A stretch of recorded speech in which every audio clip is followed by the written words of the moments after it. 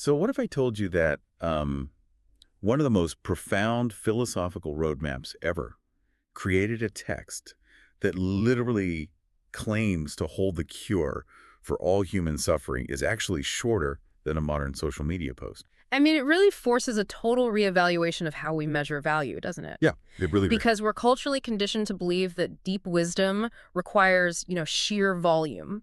Like, we expect the answers to the universe to be bound in these massive, heavy leather books, requiring years of study and a small wheelbarrow just to cart around. But this text strips everything down to the absolute bone. Right, which is the perfect way to frame what we're jumping into today. So welcome to this deep dive, everyone. For those of you joining us, our source material today revolves around the Heart Sutra, which sits at the very center of Mahayana Buddhist philosophy.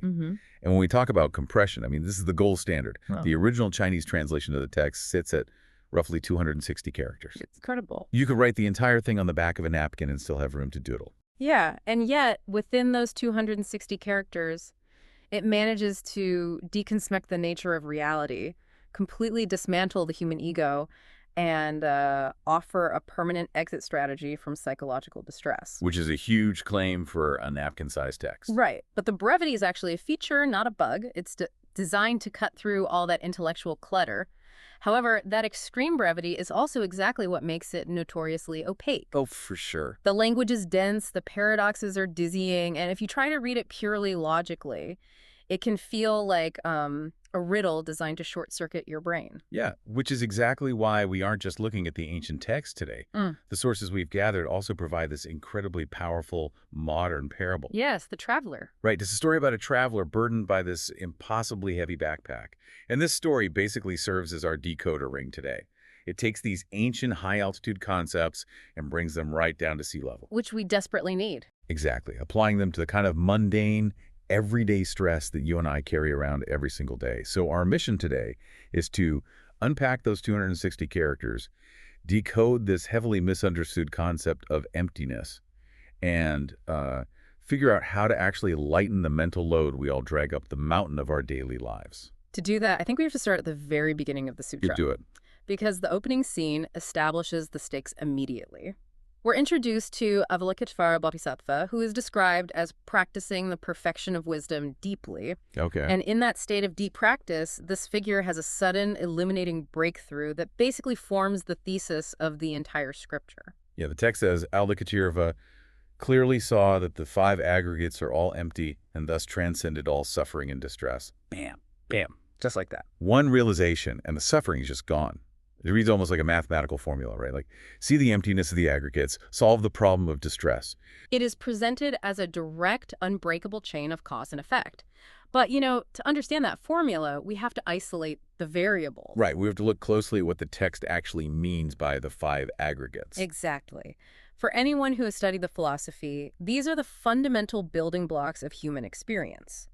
The sources list them as form, feelings, perceptions, mental formations, and consciousness. Okay, wait, we need to slow down here and look at the mechanics of this, because it's so easy to just read that list and let it wash over you as, like, abstract jargon. Oh, absolutely. But these aggregates are essentially the operating system of the human being. Right. They're the sequence of how we process reality. They are literally the anatomy of every single moment of your life. So let's break down the sequence to see how they interlock. Okay, hit me. First, you have form. This is the physical world. Your physical body and the physical objects around you. Light waves, sound waves, the chair you're sitting in right now. So the hardware. The hardware, yes. Then comes the second aggregate, which is feelings. And the text doesn't mean complex emotions here, which is a common mix-up. Oh, really? Yeah, it means the raw, immediate sensory tone of an experience. When a sensory input hits you, your nervous system instantly registers it as either pleasant, unpleasant, or neutral. It's just a flash of raw data. Okay, so if I taste sugar, the feeling aggregate flashes pleasant. If I touch a hot stove, it flashes unpleasant. Precisely. Which brings us to the third aggregate, which is perceptions. This is where your brain reaches into its filing cabinet of past experiences to label what just happened. Oh. So you don't just feel an unpleasant heat, your perception labels it burning stove. You recognize it, you categorize it. And this all happens in, like, milliseconds, right? faster than conscious thought. And once the event is labeled, the fourth aggregate kicks in, which is mental formations. This is the narrative. The story we tell ourselves. Yes. This is where your habits, your prejudices, and your complex emotions form a reaction. So the stove is hot, it hurts, you recognize it as a stove, and now the mental formation says, I am so stupid, I always do this, I can't believe I ruined dinner. It's the spin cycle. Yeah. It's the story we tell about the raw data. Exactly. And finally, encompassing all of this is the fifth aggregate, consciousness. Mm-hmm. This is the background awareness that holds the entire process together. Like the screen a movie is projected on. That's a great way to put it. The awareness that a sound was heard, a feeling was felt, a label was applied, and a story was told. These five aggregates stack on top of each other, constantly firing thousands of times a day, creating the illusion of a solid, permanent self that is experiencing the world. Hold on, though. If I'm walking through my living room in the pitch dark, and I completely obliterate my toe on the leg of the coffee table. The classic example. Right. You cannot tell me that experience is empty. I mean, I've got the bruise to prove it. The toe is real, the wood is real, the throbbing pain shooting up my leg is incredibly real. If Avalokiteshvara is saying all of this is empty, it feels like the text is denying basic physical reality. Yeah, and that is the most common and frankly the most logical friction point when encountering this philosophy. This feels dismissive. It does. But the sutra is not denying your living room or the coffee table or your central nervous system. Emptiness does not mean non-existence. When the text says Avalokiteshvara transcended suffering and distress by seeing the aggregates as empty, it is drawing a massive, crucial boundary line between pain and distress. Ah, the raw data versus the story. Exactly. The raw data, the physical form of your toe colliding with the physical form of the table, and the feeling aggregate registering that is highly unpleasant, that's inevitable. You have a body, you will experience pain. But look at the mental formations that follow. The distress is the secondary reaction. My whole morning is ruined. Why do I always leave that table there? I am so clumsy and unlucky. So the distress is an added layer. It's like an optional tax we levy on ourselves. And we pay it every single time. When the sutra says the aggregates are empty, it means they are empty of a permanent, unchanging core. They are a temporary cascade of biological and mental events. Temporary being the key word. Yes. The pain in your toe is a passing phenomenon. It arises, it peaks, and it will eventually fade. Realizing its emptiness means recognizing its temporary nature. You suffer because you take a fleeting physical sensation and you build a permanent, heavy identity around it in that moment. The identity of, the victim of a ruined morning. So you're saying I don't have to pack the stub toe into my emotional luggage for the rest of the day? I could just let it be a thing that happened at 7 a.m. and by 7:15 a.m. it's just gone. The physical sensation happens, you experience it. And because you don't cling to it, it passes through you without leaving a residue of distress. Wow. Which catapults us directly into the most famous line of the entire Heart Sutra. Oh boy, here we go. Right. It's a statement that is printed on T-shirts, painted on monastery walls, and is honestly responsible for a lot of confused scratching of heads. The grand paradox. A core equation of the text. The translation reads, form is not different from emptiness, and emptiness is not different from form. Form itself is emptiness. Emptiness itself is form. It's a tongue twister. It really is. And it goes on to state that all phenomena are neither born nor destroyed, neither stained nor pure, neither increasing nor decreasing. Now, if you look at this logically, it sounds like nonsense. It does. How can a thing be the exact thing that it is not? If form is form, it can't be emptiness. It sounds like a complete violation of the law of non-contradiction, right? A cannot be not A. But the paradox resolves beautifully when we lean into how our sources define emptiness. Okay, break that down for me. In this specific philosophical context, emptiness is not a void.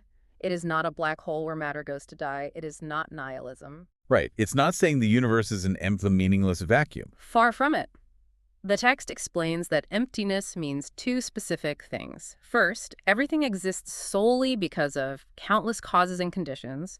And second, because everything relies on these conditions, nothing possesses an unchanging, permanent essence. Countless causes and conditions. Okay, let's ground this. Let's go back to my nemesis, the coffee table in the living room. Let's put the coffee table under the microscope of this paradox. Let's do it. So, if you look at the coffee table, it undeniably has form. You can rest your mug on it, you can photograph it, you can measure its dimensions. It is a tangible, physical object occupying space. So the form part of the equation is verified. But if we search for the tableness of the table, some permanent independent essence that makes it a table, we can't find it. What you're actually looking at is a temporary alignment of elements. A temporary alignment. Yeah. The table only exists right now because a seed fell into fertile soil decades ago. That seed relied on the sun, the rain, and the specific chemical composition of the earth to grow into a tree. Right. And the tree relied on a logger with a steel saw, and the steel saw relied on a miner who extracted iron ore. Exactly. And the ore relied on geological pressure over millions of years. It just keeps going. And it continues. The wood was shaped by a carpenter, glued together, varnished, shipped on a truck burning fossil fuels, and bought by you. If you remove even one of those countless causes and conditions, if there was no rain, no iron ore, no carpenter, the table does not exist. It has no independent existence. None. It is completely dependent on the entire universe cooperating in a very specific way. And its future is just as dependent, right? Yeah. Like in 50 years, it might be chopped up and thrown into a fireplace. It becomes heat, light, smoke, and ash. The carbon enters the atmosphere, maybe gets absorbed by another tree. So the coffee table is not a noun. It is a slow-moving verb. Oh, I like that. It is a temporary event. It is form. Yes, you can see it, but its absolute lack of permanence, its complete dependence on everything else is its emptiness. Form itself is emptiness. The table is a snapshot of a process. That makes total sense. But what about the reverse? Emptiness itself is form.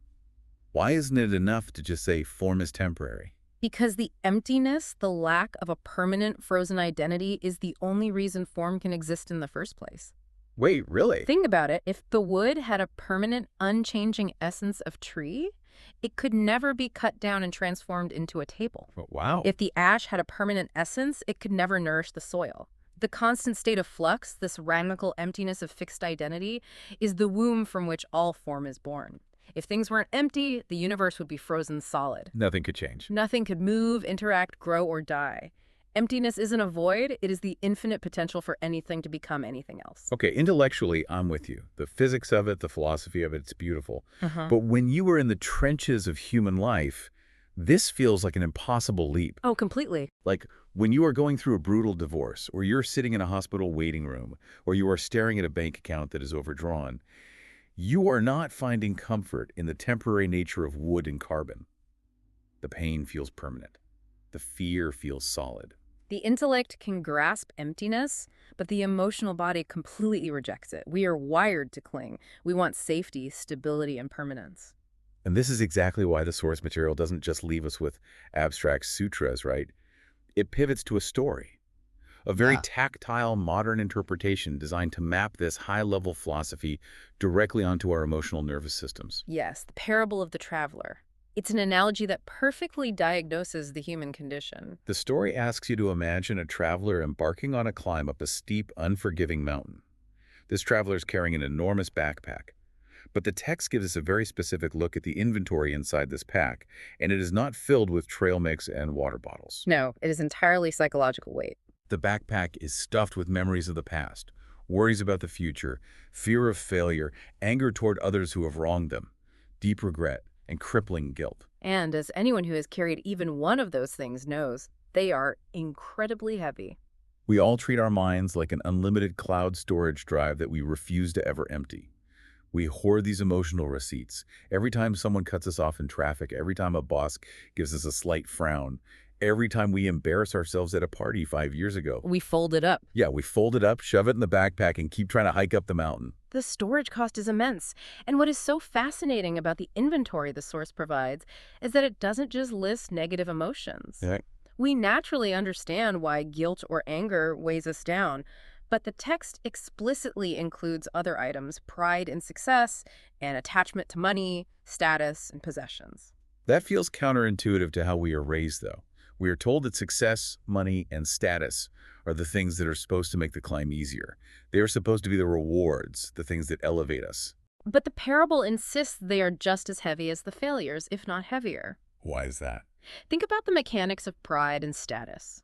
Once you achieve a certain level of success, say you get the corner office, or your company hits a certain valuation, or you cultivate a specific reputation in your community, you now have to defend it. The maintenance cost. The maintenance cost is staggering. Yeah. If your entire identity is built around the label of highly successful person, you live in constant low-grade terror of losing that status. Always looking over your shoulder. Exactly. You are carrying the pressure to repeat the success, to defend your territory from competitors, to ensure everyone still looks at you with admiration. You are terrified of making a mistake because it would shatter the image. You become a hostage to your own highlight reel. That's a brilliant way to phrase it. The burden isn't just the bad memories. The burden is the insistence on holding on to any fixed outcome. You are trying to freeze the river. Right. You want the conditions that created your success to remain permanent in a universe fundamentally defined by emptiness and change. And naturally, because the traveler is fighting the basic physics of the universe, they collapse. The weight becomes too much. The traveler falls to the ground on the mountain trail crying out, "Life is too painful. Why must I suffer so much?" The ultimate breaking point. The moment where the illusion of control completely shatters. This collapse prompts an intervention. A monk happens to be passing by on the same mountain trail. But the monk doesn't offer a shoulder to cry on. He doesn't offer to carry the bag for the traveler. Instead, he initiates an exercise in radical deconstruction. He goes straight for the source of the distress. The monk asks the traveler a simple question: "What are you carrying?" And the traveler gives an answer that is so dramatic, but so deeply honest. Yeah. He points to the heavy, overflowing backpack and says, "My life." Look at the identification there. He doesn't say, "These are my memories," or "These are my thoughts." He believes the contents of that bag are him. The separation between the raw data and the self has completely vanished. So the monk opens the backpack and starts pulling items out into the light. First, he reaches in and pulls out a medal, a literal symbol of past victory and pride. The monk holds it up and asks, "Will this victory matter in 100 years?" A great reality check. The traveler looks at the medal, thinks about time, and shakes his head. Hey, no, it won't matter. The monk exposes the emptiness of the victory. Its value was completely dependent on a specific time, a specific context, and specific people who cared about it. Outside of those conditions, it's just a piece of metal. Then the monk reaches in again and pulls out a letter. But this is a letter filled with insults and cruel words from someone in the traveler's past, a symbol of deep, lingering pain. The monk asks a piercing question. Does this pain still exist outside your mind? That is the diagnostic question for almost all human suffering. Does it exist outside your mind? The traveler stares at the letter and admits, "Only because I keep remembering it." Because the physical event, the moment those insults were spoken or written, is gone. Right, it's in the past. The person who said them might even be dead. The sound waves dissipated into the air years ago. The conditions that created that moment are completely dismantled. Yet the traveler has artificially kept the event alive. Like a loop, playing over and over. Exactly. By constantly replaying it, the traveler is essentially hitting themselves with the same stick over and over again, carrying a ghost up a mountain. Okay, but this is where I really struggle with the application of this philosophy. It is easy to say a physical letter doesn't matter. You can burn a letter. You can throw a track metal in the trash. But the memory of a profound insult or a deep betrayal, that attacks our core sense of self. It really does. It dictates how we view our worth. You can't just tell someone, "Hey, that trauma is just in your head, drop it on the trail." It feels dismissive of human psychology. You're highlighting the immense friction between intellectual understanding and emotional release. Our brains are neurobiologically wired to hold on to negative experiences as a survival mechanism. We obsess over the insult because the ego believes that by remembering the danger, it can protect itself from future harm. But the defense mechanism becomes a prison. It's like the phantom limb syndrome of the ego. The limb is gone, but the nerve pain is still firing. That's a perfect analogy, and the source material anticipates this exact resistance. The monk knows that showing the traveler the emptiness of external objects, a medal, a letter, isn't enough. Because the traveler will just find new things to pack. Exactly. So having established the premise, the monk reaches for the most dangerous, heavily guarded item in the entire backpack. The inner sanctum. The text says the monk reaches deep into the pack and pulls out a smaller bag, specifically labeled "Who I Am." The ultimate container of the 5 aggregates. Right, so the monk opens this bag and dumps the contents on the ground. Out pour all these labels. Rich, poor, smart, failure, parent, child, successful, unsuccessful. All the words we use to build our identity architecture. These are the fixed points we use to navigate reality. We say, I am a smart, successful parent, and we expect the universe to interact with us based on those terms. But the monk just smiles. He points to the pile of labels and tells the traveler that these are just useful names. They're functional, but they are not a true self. He explains that these identities change constantly, just like clouds in the sky. And here we are brought right back to the dizzying language of the Heart Sutra. If you read the middle section of the original text, it launches into this aggressive, systematic dismantling of everything we think we are. The translation reads, "Therefore, in emptiness there is no form, no feelings, no perceptions, no mental formations, no consciousness, no eyes, no ears, no nose, no tongue, no body, no mind, no old age and death, and also no ending of old age and death." When I first encountered that, I felt a sense of vertigo. It feels like the text is completely deleting you from existence. It is deleting the illusion of your independent existence. The sutra is taking the labels out of the who I am bag one by one and showing you their emptiness. Stripping it all down. Yeah. You say, I am my senses, my eyes, my ears. The sutra says, no, your vision will change, your hearing will fade, they are temporary conditions.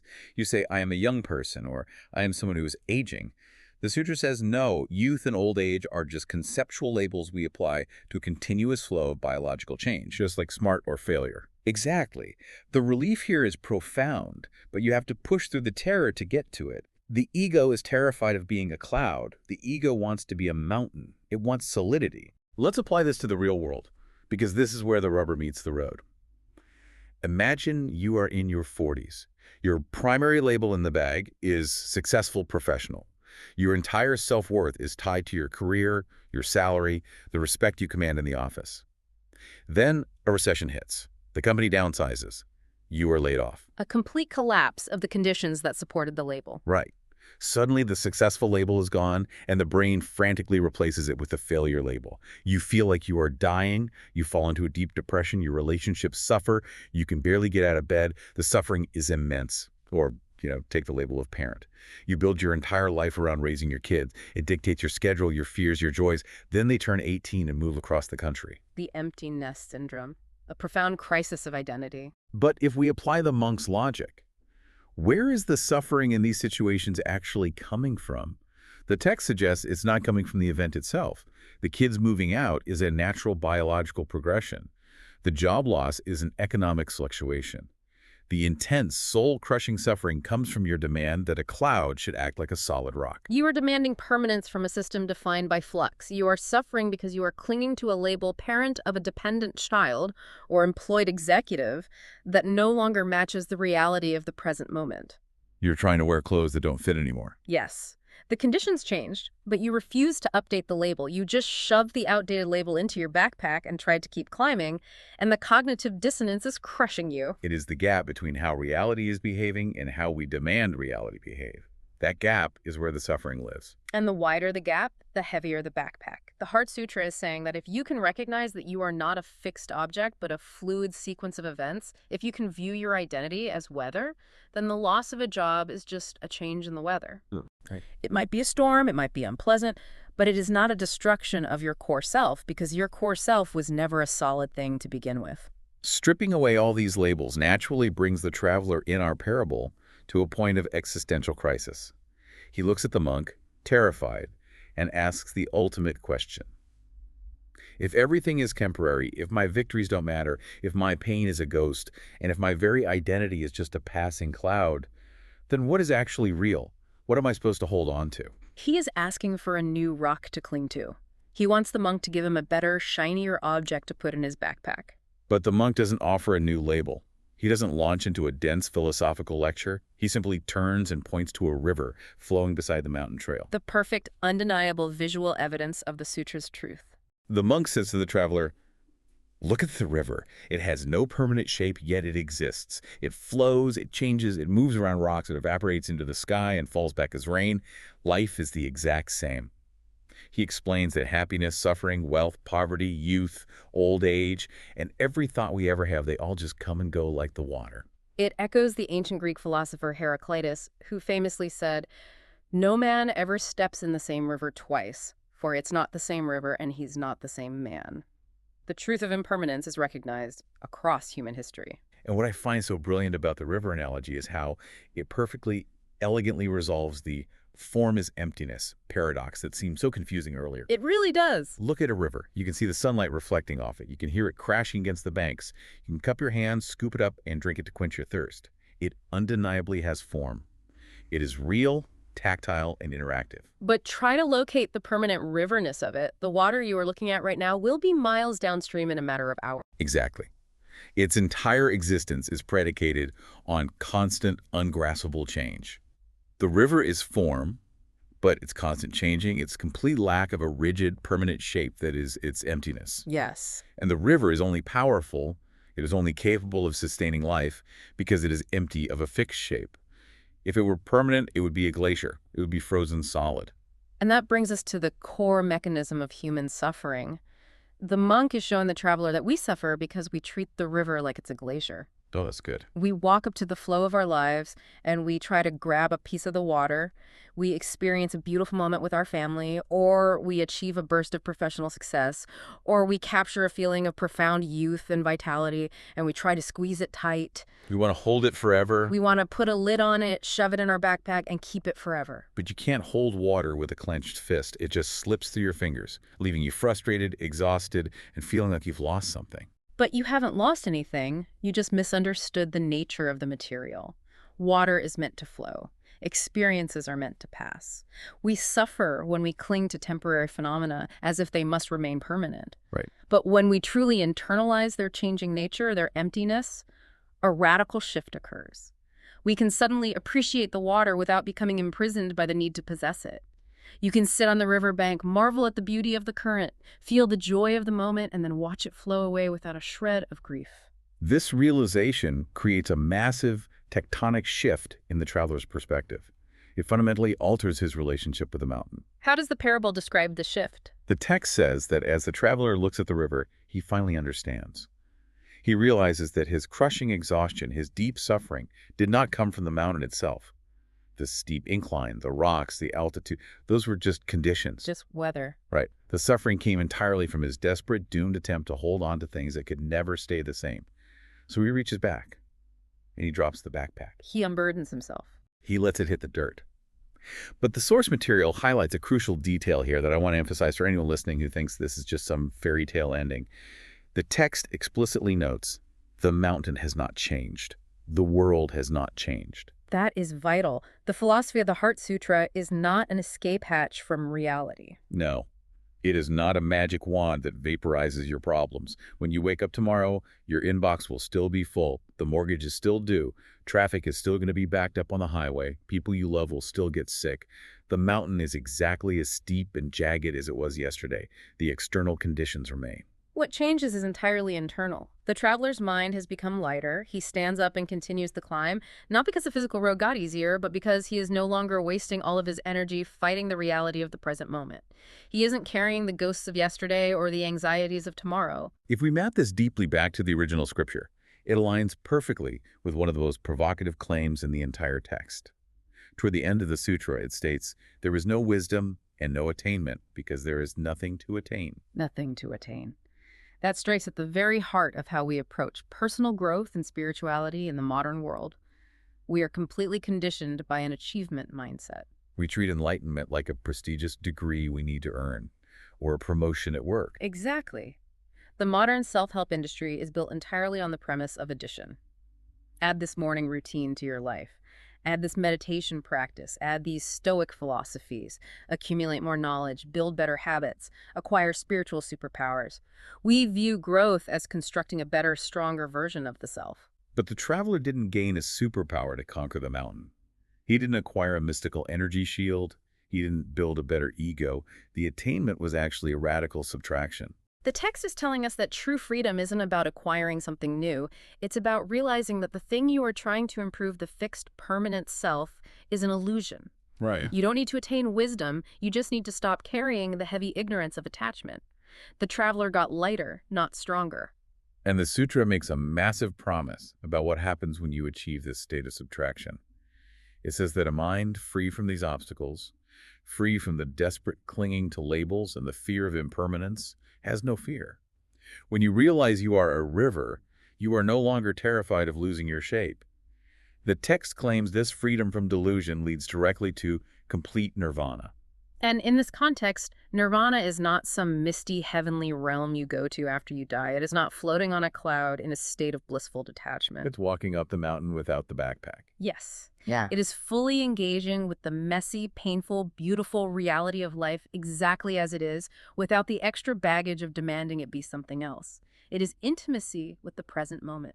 Now, having laid out this incredible, comprehensive framework for how to dismantle our suffering, the Heart Sutra doesn't just end on a philosophical high note and leave us to figure out the rest. It understands human nature. It knows that we are creatures of deep conditioning. You can listen to this deep dive, you can drop your backpack today, but by next Tuesday, you are going to find yourself subconsciously stuffing those labels and grievances right back into your pockets. The ego has incredible neuroplasticity. It loves to rebuild its walls. It feels safe, surrounded by its familiar anxieties. Exactly. So the sutra concludes by providing a tool to break that conditioning. It offers what it calls the unsurpassed mantra, the unequaled mantra, capable of removing all suffering. It's essentially a sonic anchor. The original Sanskrit phrasing, which is preserved even in the Chinese translation, is Gate Parigate Parasagate Bodhisattva. It is arguably the most famous mantra in Mahayana Buddhism. The traditional English translation of this incantation is Gone, gone, gone beyond, gone completely beyond, enlightenment, hail. And while that literal translation is poetic, it can feel a bit mystical. It sounds almost like a spell you cast to transport yourself out of the physical world. Gone beyond can easily be misinterpreted as a desire to escape, to transcend into some unfeeling void. Which would contradict everything we just talked about regarding the river and the mountain. But thankfully, our source material provides a stunningly practical, modern interpretation of this mantra. It translates the energy of the chant into a direct call to action. How does the modern interpretation phrase it? It unpacks the mantra like this: go forward, keep going. Go beyond fear. Go beyond attachment. Wake up. I absolutely love the kinetic, driving energy of that translation. It completely reframes the goal of the philosophy. It is not a passive surrender. No? It is not an instruction to sit quietly under a tree, disengage from society, and let the world wash over you in a state of apathetic bliss. It is an active, demanding, forward-moving command. It's a verb, go forward. It highlights that the Heart Sutra is ultimately not about denying life or running away to hide in a monastery where nothing can ever hurt you. Because as the traveler learned, even if you hide in a cave, you bring your mind with you. The backpack comes with you. Exactly. You can sit in a silent room and still be crushed by the weight of your own memories and anxieties. You can't escape the aggregates. So the goal is to learn how to live fully with them, to climb the steep mountain, to feel the cold water of the river, to engage in relationships and careers and the chaos of human life without being chained by the illusion that any of it will last forever. The mantra serves as an operational reset button for the mind. Think about how you can apply this. You are in the middle of a high-stakes meeting or a brutal argument with your partner, or you're lying awake at 3 a.m. paralyzed by anxiety about the future. You feel the strap of the backpack digging into your shoulder. You feel the distress compounding the pain. You hit the button. Gate Parigate. Keep going. Go beyond attachment. Wake up. You use the mantra to interrupt the mental formations. You remind yourself in real time that whatever label you are fiercely defending, the label of right, the label of successful, the label of victim, is just a cloud passing through the sky. You remind yourself that the fear you are clinging to is just a temporary ripple in the river. You don't have to pack it. You don't have to carry it. You just have to witness it and keep walking. So, to bring this all together, we started this hour by looking at a tiny 260-character ancient text that seemed completely alien. And what we found by unpacking it with our sources is a complete, brilliantly compressed diagnostic manual for the human mind. It is a masterclass in psychological liberation. We learned that emptiness isn't a dark, depressing void. It is the miraculous freedom of constant change. It is the very reason anything can exist, grow, and transform in the first place. We learned that the intense suffering we feel isn't usually caused by the steepness of the mountain we are climbing. It is caused by the heavy backpack of rigid expectations, past grudges, and permanent labels that we absolutely refuse to take off. We constantly mistake the weather for the sky, and we suffer immensely for it. The sutra teaches us how to be the sky. Beautifully put. Okay. And so as we wrap up this deep dive, I want to leave you, the listener, with a final thought to mull over as you transition back into the flow of your day. Since the Heart Sutra and the Parable of the Traveler so clearly demonstrate that the labels we carry in our who I am bag, labels like smart or failure, successful or not enough, broken or healed, are really just passing clouds dependent on temporary conditions. What would happen if you actively chose to drop your heaviest label today? If the you from yesterday is already gone, flowing continuously down the river of time, what exactly is stopping you from being whoever you need to be right now?